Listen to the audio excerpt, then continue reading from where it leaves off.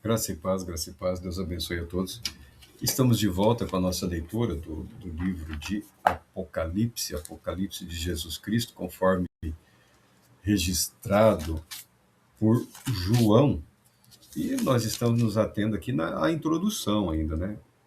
Dando início a essa nova leitura e explanação aqui, uma breve apresentação do que o texto apresenta para nós. E o texto, ele é muito rico e consideramos que é difícil, praticamente impossível, esgotar esse tema, porque a literatura sagrada não tem o objetivo de satisfazer o intelecto, tá? Ainda que exista muito material para a orientação, para a instrução, para a exortação, para o aconselhamento, mas a literatura sagrada tem o objetivo de levar a pessoa a contemplar a verdade de Deus, conforme revelada no Evangelho de Jesus Cristo, ou conforme revelada na pessoa de Jesus o Cristo, Jesus o ungido, Jesus o Messias, Jesus o Filho unigênito do Pai, o Filho unigênito do Deus Altíssimo. Nisso, divergimos dos judeus e divergimos dos islâmicos. Os cristãos aceitam e se submetem a esse nível de revelação contido na palavra de Deus. Jesus Cristo não se apresenta como sendo o Pai. Jesus Cristo nunca se apresentou como sendo Deus, tá? Jesus Cristo nunca se apresentou como sendo um Deus concorrente. Ele nunca disse isso, mas ele se apresenta como participante da natureza, da essência ou da substância do eterno. Como é que nós explicamos isso? Nós não explicamos. Nós não explicamos. Porque isso é um completo mistério. Mas não é porque é um completo mistério que isso esteja fora do alcance da nossa fé. Há toda um desenvolvimento escriturístico e histórico dessa verdade revelada, que, para nós cristãos, culmina no conhecimento do Deus triuno. Deus triuno. Adoramos a Deus em trindade. Adoramos a Deus o Pai, Filho e Espírito Santo. Não são três deuses, são um único Deus, o qual conhecemos em triunidade. A própria palavra trindade não cabe muito bem. Daí você ter uma ideia do nível, do grau de dificuldade a que o cristão está exposto no que diz respeito à expressão correta e adequada da sua fé, das suas convicções. Por isso, sem querer presumir uma maneira melhor de apresentar o que tem sido feito através da história, eu sempre recomendo. Você quer falar da triunidade, da trindade, do Altíssimo Deus em triunidade, recorra ao manualzinho, à declaração de fé lá no que está contido, tá? É o que é possível para nós expressarmos. O fato é que a nossa alma, o nosso espírito se alegra nessa verdade. O convite, como eu falo, é para vivermos e expressarmos. O debate é interessante para aqueles que se acham chamados para o debate ou vocacionados para o debate. A própria fé, a natureza da fé, implica numa disposição em encarnar a verdade e viver de acordo com ela, que aí é o desafio da espiritualidade cristã. É o desafio de todas as espiritualidades, é o desafio da espiritualidade em todos os ambientes religiosos do mundo. Tá? A vida compatível ou coerente com aquilo que se professa, com aquilo que se declara, que se fala. Nisso não temos nenhuma dúvida. O único entre os homens que conseguiu assim viver de forma total e absolutamente coerente, condizente, em perfeita obediência, submissão, em amor, em alegria, em paz, foi Jesus o Cristo. Por isso, nós somos cristãos, tá? Adoramos a Deus pela fé em Cristo Jesus, nos submetendo a verdade que Deus nos revelou. E diz aqui, revelação de Jesus Cristo, que Deus lhe concedeu para mostrar aos seus servos os acontecimentos que em breve devem se realizar. E ele, por intermédio do seu anjo, expressou ao seu servo João, o qual comprovou tudo quanto viu da palavra de Deus e o testemunho de Jesus Cristo. Bem-aventurados, verdadeiramente felizes os que leem, bem como os que ouvem as palavras desta profecia e obedecem às orientações que nela estão escritas, porquanto o tempo desses eventos está às portas. A questão do tempo, da dinâmica temporal em que os eventos descritos devem ocorrer, é uma preocupação nossa, tá bom? É uma preocupação caracteristicamente humana. Nós estamos falando de uma revelação. Nós estamos falando de Deus em Cristo Jesus garantindo à humanidade de que o plano de Deus está em execução, de que a salvação da humanidade está sendo realizada e que Deus, no seu imenso poder, glória, justiça e santidade, conduzirá a humanidade, também toda a criação para esse momento em que absolutamente tudo que foi criado, resgatado, restaurado em Cristo Jesus, será renovado e transportado para o reino eterno. É claro que com isso não estamos insinuando que todos participarão do reino eterno, tá bom? Não temos essa ilusão, porque algumas pessoas não gostam de Deus. Algumas pessoas abominam o Deus Todo-Poderoso. Algumas pessoas têm ódio de Deus. Algumas são curáveis, são tratáveis. Sim, outras não. Quais são as curáveis, quais são as tratáveis e quais as não são? Não faço a menor ideia. Não faço a menor ideia. Lendo os textos sagrados, eu já comentei aqui algumas vezes, eu mesmo não teria selecionado alguns indivíduos. Teria deixado de fora. Se Deus, estamos aqui sendo irônicos, o senso de humor não faz mal para ninguém. Se Deus tivesse me consultado, eu diria, Senhor, não, esse aí só vai te trazer problema. Essa família aí não é certa, essa família é complicada. O senhor não tem uma mais fácil, não tem uma.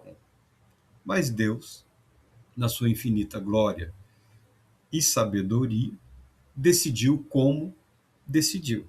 Ou seja, nós não temos a menor ideia de quem são as pessoas tratáveis, curáveis. Por isso, o Evangelho deve ser proclamado insistentemente a toda criatura. Por isso, o Evangelho deve ser vivido intensamente por todo aquele que nele crê. Tá? Esse é o desafio. Esse é o desafio. Olha, nós temos um homem aqui, chamado João, que procurou viver isso. E que expressou essa verdade, expressou essa busca, expressou esse compromisso de uma forma, de uma maneira muito intensa, muito peculiar, muito característica, sendo ele um dos apóstolos de Cristo, sendo ele um dos que havia sido selecionado nos dias em que Cristo caminhou entre nós para presenciar a transfiguração de Cristo Jesus, o momento em que Jesus Cristo revelou, em parte, a sua glória eterna para esses três, Pedro, Tiago e João. O João, o apóstolo, é um deles. Isso serviu de preparação para esses homens e também para os demais discípulos, para, após a morte de Cristo Jesus, no aguardo da sua ressurreição, nesse curto período, e durante a sua ressurreição, a sua ascensão e glorificação. Eles tiveram acesso a esse conhecimento parcial. Se eles entenderam absolutamente tudo o que presenciaram, isso lá pode ser apresentado as suas dúvidas, os seus questionamentos, mas o fato é que essa verdade permitiu que João desse testemunho. É ele. É ele. Eu vi assim. Foi por um breve momento essa glória, essa majestade, essa visão poderosa e magnífica revelada de Cristo, o eterno, de Cristo em glória, no livro do Apocalipse, como é revelado, Jesus Cristo, o Senhor, o soberano, ele reconhece como aquela glória que ele viu em Jesus o Cristo, tempos antes da morte de Cristo, antes da ressurreição, tá? Há uma continuidade no testemunho. E o livro de Apocalipse não é o testemunho final de João acerca da pessoa bendita de Cristo Jesus. Eu entendo que não.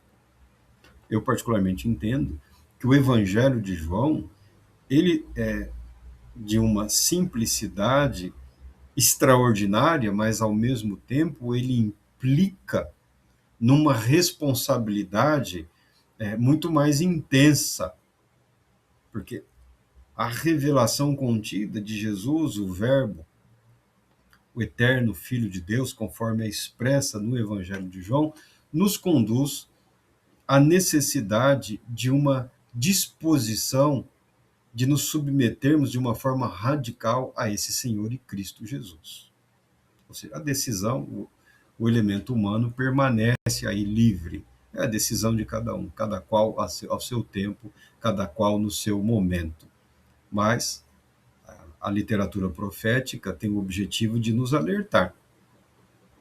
Podemos entender, no devido tempo, no devido momento, quando eu quiser, né? Depois que meus filhos crescerem, depois disso, depois daquilo, quando eu tiver dinheiro o suficiente, quando eu terminar mais esse curso, quando eu terminar o pós-doutorado, quando eu terminar a minha carreira, quando, pode ser que hoje o Senhor diga, termina aqui, termina aqui.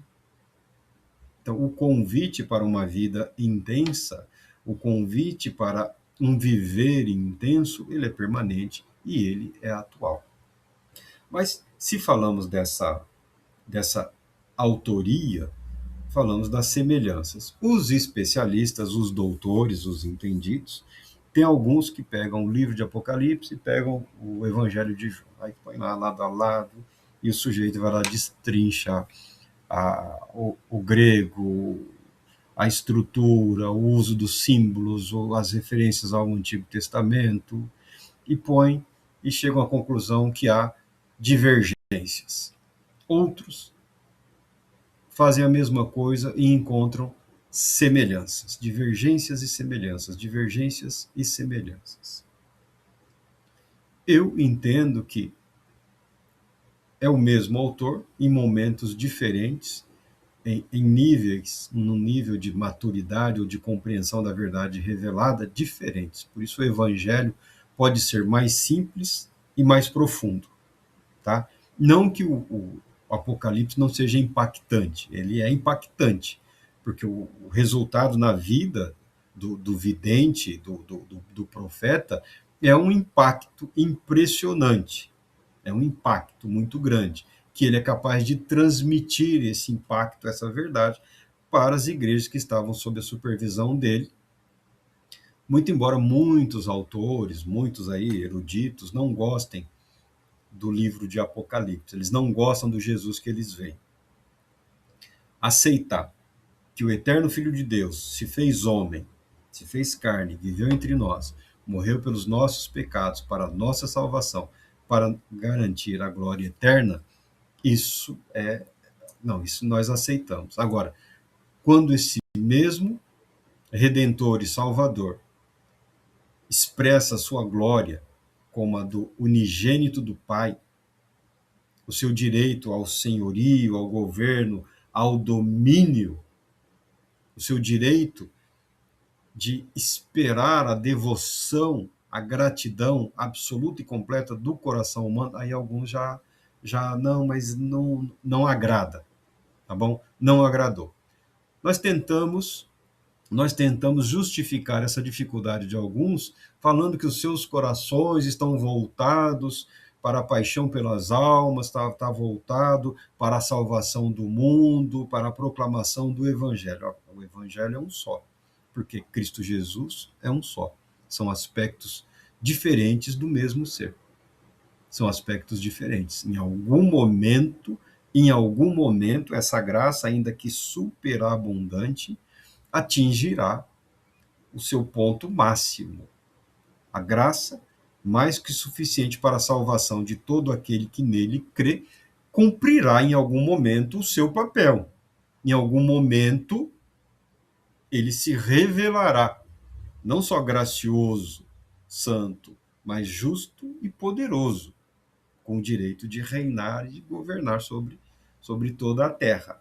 Aí, quando fala de governo, aí a semente do pecado, que parece nunca desaparecer, o pecado aqui como sinônimo de rebeldia, como essa tentativa, eu vou fazer do meu jeito e não do jeito do Senhor, não, eu sigo o meu próprio caminho, eu faço as minhas regras e coisas desse tipo. Essa sementinha sempre, por um mundo contaminado pelo pecado, também a própria carnalidade humana, a própria natureza humana, ainda que resgatada, redimida, sendo transformada ainda debaixo da influência do pecado, expressa-se essa rebeldiazinha, essa semente de rebeldia. Está aí o espaço para a decisão, dia após dia, sermos fiel. O convite de Apocalipse é um convite à fidelidade, porque Deus é fiel e nós também devemos ser fiéis a Ele, não importando as circunstâncias. Como João dá testemunho dessa pessoa maravilhosa, da pessoa bendita de Jesus, o Filho, e como ele registra isso de uma forma muito mais plena, você pode ler primeiro o Apocalipse e depois ler o Evangelho de João. Tem alguns que nunca leram, tá? Nem o Apocalipse, nem o Evangelho. Infelizmente, nós temos aí um grande número de cristãos, o povo da Bíblia, que não lê a Bíblia, que não reflete sobre a Bíblia, tá? Infelizmente, de tempos em tempos, as igrejas despertam para a verdade, que a revelação, o seu registro final, está contido na palavra de Deus, na Bíblia Sagrada, e não nas demais literaturas, ainda que a literatura teológica tenha o seu valor, a sua utilidade, a literatura filosófica, todas as áreas do conhecimento humano, quando voltados para, para o auxílio na explanação da verdade revelada, tem lá o seu valor e o seu significado, mas não substituem nunca, jamais, a palavra de Deus. Quando a igreja se dedica à palavra de Deus, ela é confrontada com a verdade revelada e é fortalecida pelo Espírito Santo para viver em conformidade, para viver de acordo com a verdade, tá? E João dá um testemunho. João dá um testemunho. O testemunho do qual ele fala, nós temos aqui escrito no Evangelho. E é um dos mais abrangentes testemunhos sobre a pessoa de Cristo Jesus que nós temos registro. No princípio era a palavra, e a palavra estava com Deus, e a palavra era Deus. Ele, a palavra, estava no princípio com Deus. Todas as coisas foram feitas através dele. Sem ele, nada do que existe teria sido feito. Nele estava a vida, e a vida era a luz dos homens. E a luz resplandece nas trevas, mas as trevas não o venceram. Graças a Deus pela sua palavra. João está identificando Jesus, o Messias, Jesus, o ungido, Jesus, o unigênito do Pai, com a palavra de Deus, ou o verbo de Deus. Verbo ou palavra são referências a Jesus, o Cristo. E João se desloca no tempo e no espaço e encontra essa palavra no princípio, no livro de Gênesis. Você está tendo aqui um resumo, uma referência ao livro de Gênesis. No princípio, Deus criou os céus e a terra. A terra, entretanto, era sem forma e vazia. A escuridão, as trevas, cobria o mar, ou a face do abismo, né? Que envolvia toda a terra, e o Espírito de Deus se movia sobre a face das águas. Disse Deus: haja luz, e houve luz. É esse texto que João está citando na sua palavra, tá? O texto do início, do princípio, porque Jesus, no livro de Apocalipse, afirma: eu sou o alfa e o ômega, o princípio de todas as coisas e o fim. O princípio e o fim. João, guiado pelo Espírito, pela revelação, pelo conhecimento, pelo amor, pelo zelo com a palavra de Deus, ele permite que a palavra de Deus, pelo Espírito de Deus, cresça na sua vida, na sua mente, no seu coração e é conduzido à compreensão da profecia. Desde o início, desde o registro das primeiras coisas, está a semente, está a verdade revelada de que tudo que existe foi criado. Cristo é co-eterno com o Pai. Participa da criação, é o agente da criação, por isso ele é o agente também da redenção. Todas as coisas foram feitas através dele, por ele. Por isso, e somente por isso, ele é aquele que redime todas as coisas. A igreja oriental, a chamada igreja oriental, os ortodoxos, estão tendo aí um despertamento em alguns lugares do mundo. Alguém abriu o mapa, né? Você vê esses lugares que estão sendo explodidos, bombardeados, aí você pega ali, tomados pela guerra, pelo terror, pela violência. A igreja que enviou o apóstolo Paulo, que sustentou, financiou as suas viagens missionárias, você vai pegar a Antioquia da Síria, você verá igrejas que se desenvolveram em regiões como Alexandria, no Egito, como depois em Constantinopla, tudo muito antes de Roma também. Igrejas que se formaram, que se fortaleceram pelo norte da África, toda aquela região próxima ao Estado de Israel, essa região do mundo, a igreja cristã inicia ali. Jerusalém, Judéia, Samaria, confins da terra. Tá? Inicia ali. A igreja inicia ali. A de Jerusalém foi a primeira a desaparecer. A igreja de Jerusalém foi a primeira a desaparecer. Durou uns 200, 300 anos, mas ela desapareceu. Os primeiros cristãos, os judeus, as comunidades, os grupos por eles formados, se perderam nesse preciosismo de identificação étnico, cultural. Nós somos judeus, nós somos judeus, nós somos judeus, e desapareceram, viveram isolados. Viveram isolados por algum período e depois desapareceram.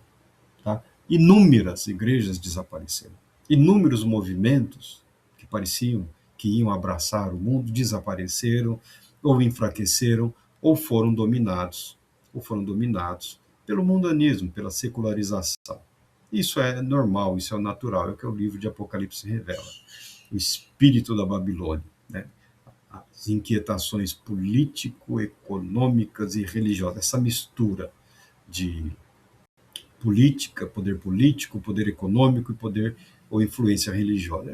Essa tríade satânica, é a combinação que caracteriza a Babilônia. Duas já foram destruídas. A primeira Babel, no início lá, você vê a confusão de línguas e aquele plano de edificação de uma mega sociedade centralizada, num culto mundano, no ato de rebeldia a Deus, desapareceu. Depois, nós temos a Babilônia, que já é a segunda Babilônia, né, na qual os judeus viveram exilados por algum período. Ela também desapareceu, tá?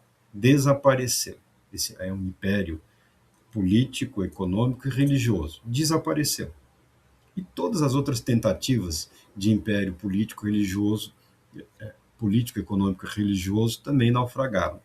O que nos leva a crer, sem sombra de dúvidas, que as atuais tentativas dos diversos grupos religiosos de formarem conglomerados que têm um viés político, econômico e religioso também caracterizam esse espírito, essa rebeldia, essa rebelião contra Deus e se enquadram na Babilônia. Se enquadram, fugir dela, povo meu.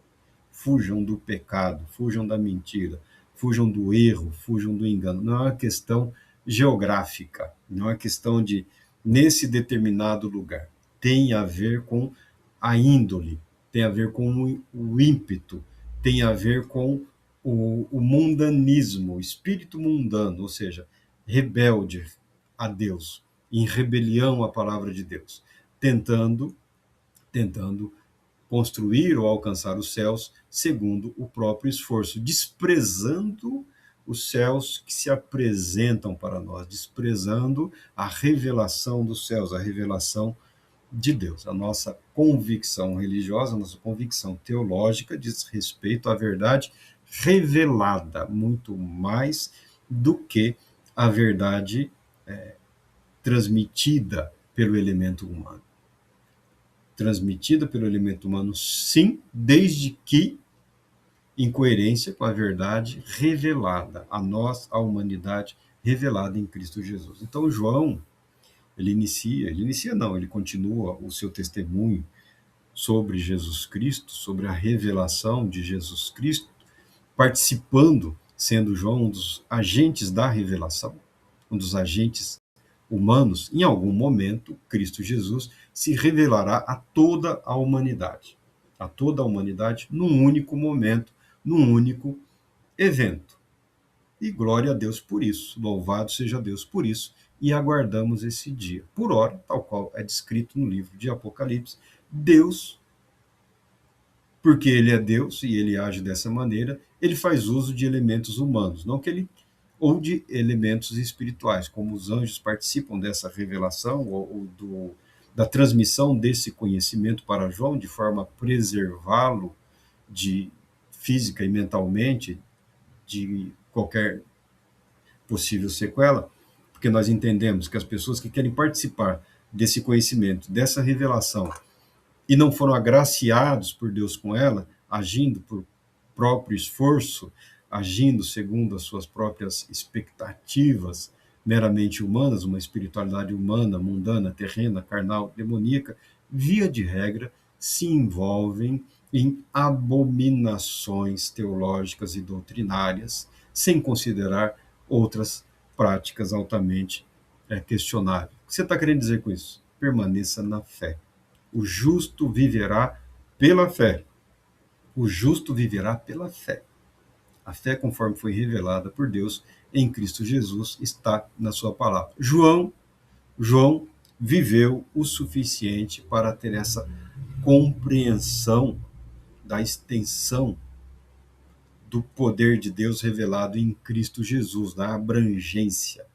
Falamos da Igreja Oriental, né, que agora cresce, eles participam de uma visão assim, alguns falam tridimensional, mas que envolve o elemento espiritual da missão de Cristo Jesus. Nós temos uma convicção mais limitada, porque a nossa teologia está muito presa à filosofia, Mas eu não entendo que essa limitação seja necessariamente ruim. Passo a passo, gradativamente, você pode, pela graça de Deus, participar dessa compreensão, desse entendimento. O Espírito de Deus pode te conceder essa graça para você apreender essa verdade sobre Jesus, o Filho eterno de Deus. Talvez você não tenha a mesma facilidade que um apóstolo João. Talvez você não tenha a mesma facilidade que um erudito. Se bem que a maioria dos eruditos também não tem nenhuma facilidade. É trabalho mesmo. Anos e anos trabalhando, estudando, escrevendo, refletindo, pensando, até poderem apresentar algo coerente, minimamente consistente. Mas o que é coerente ou consistente não é o que fundamenta a nossa vida. O que fundamenta a nossa vida é a verdade revelada na palavra de Deus. O que nos conduz à vida eterna não é a teologia, não é a filosofia. É Jesus, o Cristo, a palavra de Deus, o Verbo encarnado. Deus Todo-Poderoso